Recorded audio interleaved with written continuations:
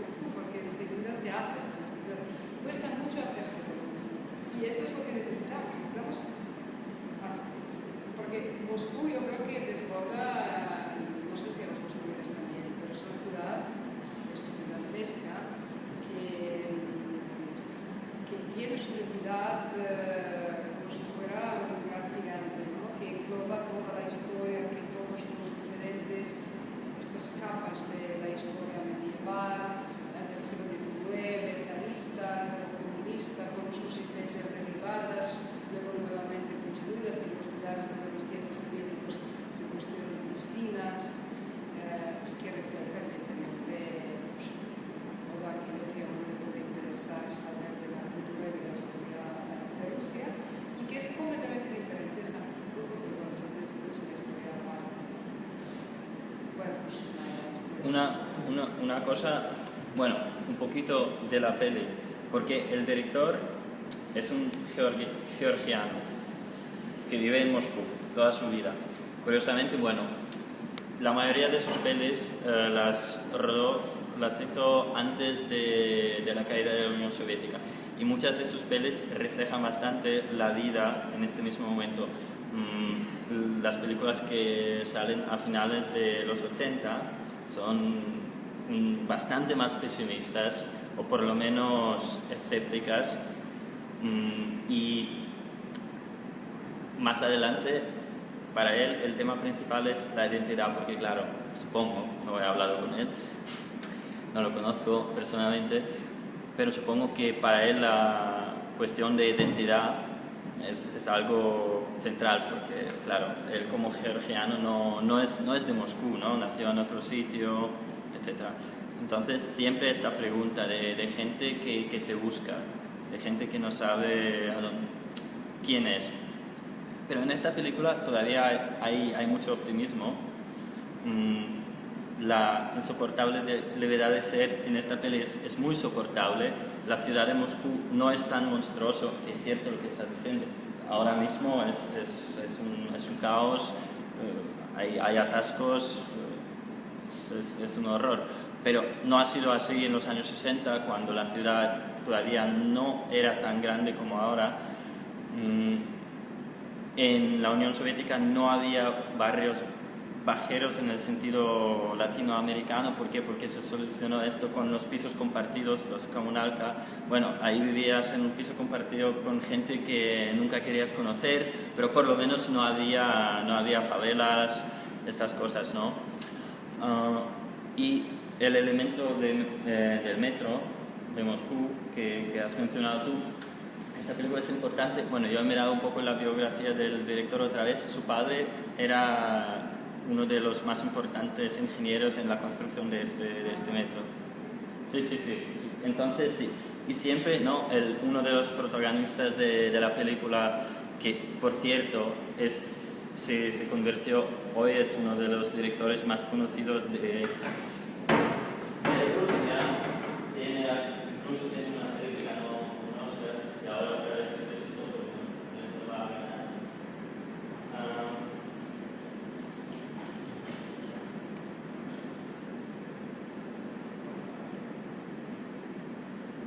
Esta es, bueno, así es hoy, este joven chaval que al final de la película sube las escaleras mecánicas, así es hoy.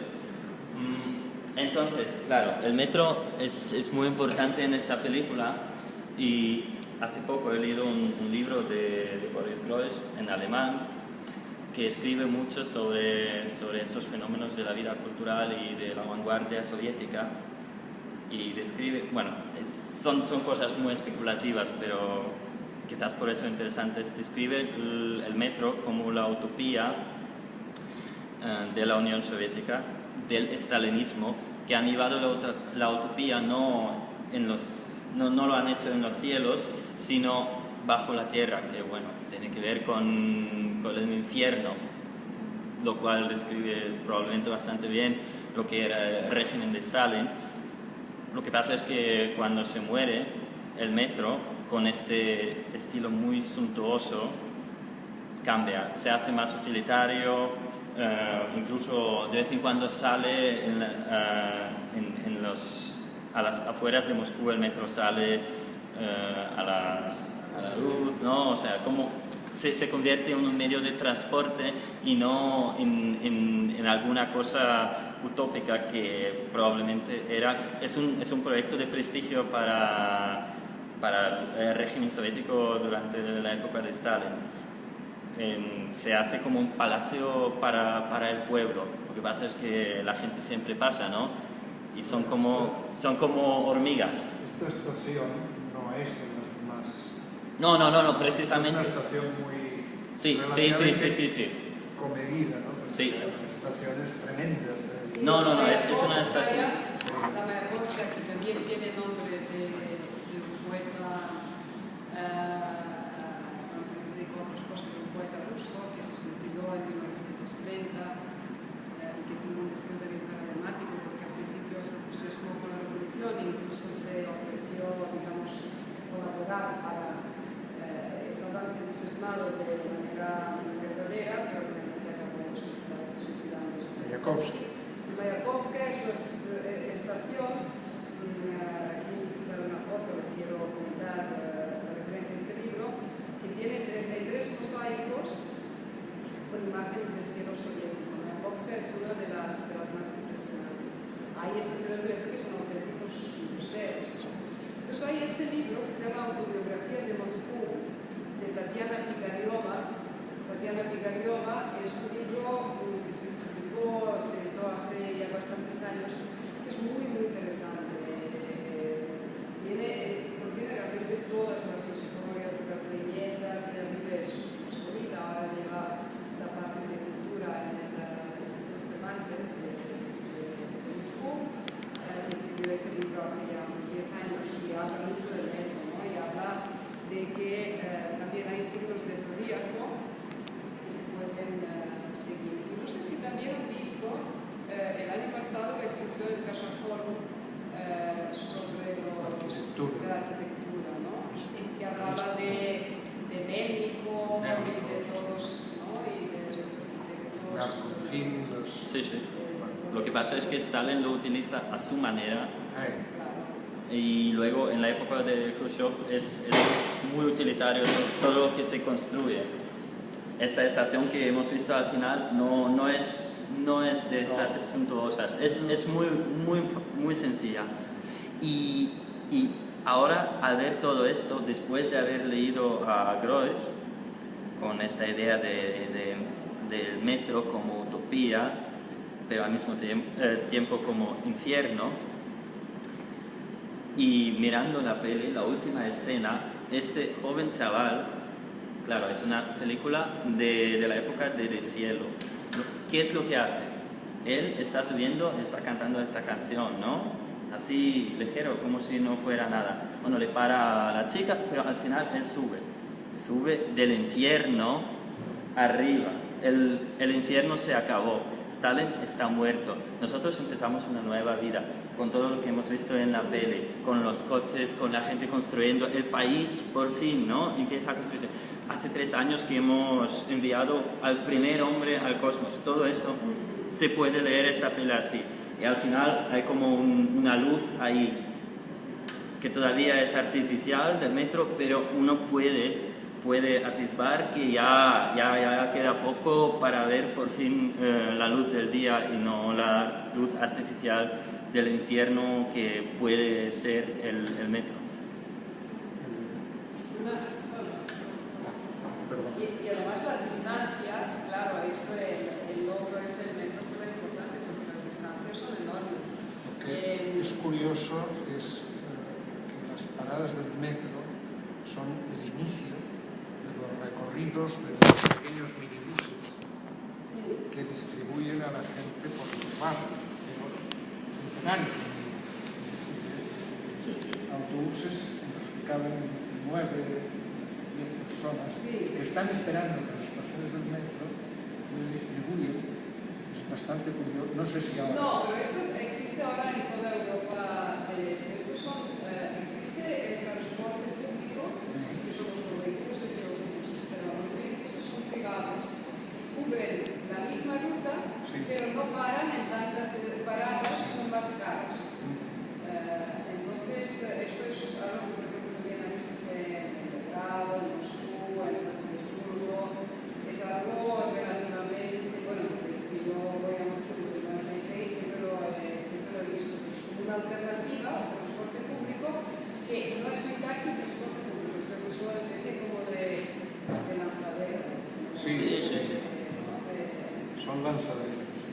Pero las distancias son enormes. A mí otra cosa que me digo que no solo siendo metafórico, sino que, claro, mis amigos vivían en el centro de Moscú. Y cuando se celebraron 850 años de la construcción de Moscú, que no sé si en 1947, pues hace unos años ya, no el transporte público había millones, claro, tiene más de 10 millones de habitantes. Hay 1 millón de personas que pasan por metro de Moscú. Y los niveles, o paréntesis, de teatros, que la gente frecuenta mucho, que es una institución que sigue siendo bastante popular en Rusia, se venden en las estaciones de metro. Hay pequeños kioscos que venden. ¿Por qué? Porque las distancias son tan enormes que si tú vas al teatro y te tienes que desplazar para ir al teatro, al menos no te vas a desplazar 2 veces para comprar las entradas. Tal vez también ahora tienen lo del internet en los principales teatros. Pero a mí me llamaba mucho la atención que tú salías del metro y en aquellos pasillos pues había como kioscos que vendían para todos los teatros de Moscú. Y al principio esas distancias te cuestan mucho, porque como no había transporte público, pues yo tuve que caminar y me di cuenta que esto, que en el metro son 10-15 minutos, son 10 kilómetros. Y los que vivían a 10 kilómetros del centro se considera que viven en el centro. O por ejemplo también al principio te pasa que yo tenía un sitio en una universidad, unos profesores que bueno, teóricamente tenía que ir a visitar, y entonces yo salí, no sé, 45 minutos antes, a mi amiga está cerca, y dice sí. Entonces bueno, yo me fui y claro, llegué después de 1 hora y cuarto y cuando volví le dije, pero señor, ¿por qué me dijiste que está cerca? Y él me dice, pero claro, dice, para nosotros está cerca. Ellos consideran que lo que está a 400 kilómetros de Moscú está cerca. Y entonces después de un par de estas experiencias, cuando me pregunto, ¿está cerca? Ella me dice, ¿para nosotros o para nosotros? Esto es... Muy bien. La última cosa, a ver si la encuentro, porque hay Bueno, has mencionado a Michael Pope, sabes que ahora es la persona non grata entre los intelectuales porque se ha aliado mucho con el poder. Sí, bueno. Y en septiembre precisamente nominaron su última película para los Oscars.